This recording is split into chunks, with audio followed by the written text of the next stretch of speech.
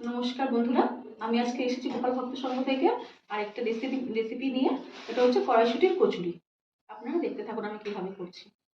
আচ্ছা, আমি এখানে নিলাম এই 1 বাটি কড়াইশুঁটি। ছোলা আমি ছুলে রেখেছিলাম।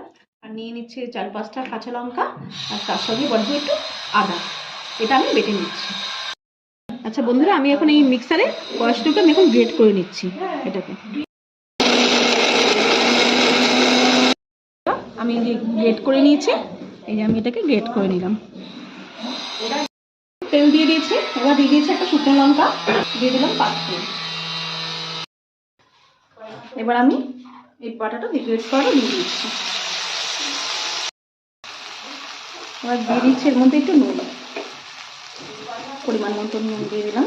দিয়ে দিচ্ছি একটু হলুদ,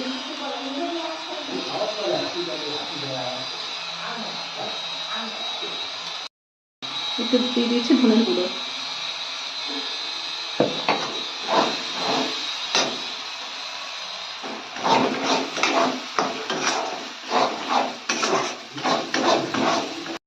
দিয়ে দিচ্ছি এবার একটু মিষ্টি, পরিমাণ মতন মিষ্টি দিয়ে দিচ্ছি।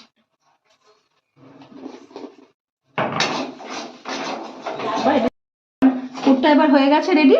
আমি এবার এটাকে গ্যাসটাকে এবার নিভিয়ে দিচ্ছি। আমার পুর রেডি। গ্যাসটাকে নিভিয়ে দিলাম। লেচিগুলো করে নিয়েছি, ভেতরে পুর ঢুকে আমি লেচি করে নিয়েছি। আমি এখন এই বেলছি। বেলা হয়ে গেলে আমি ভেজে নিচ্ছি।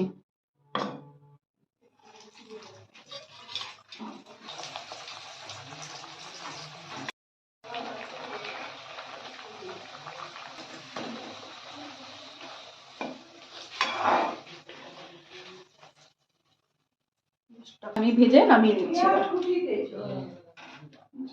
নামিয়ে নিলাম। হয়ে গেল আমার কড়াইশুঁটির কচুরি।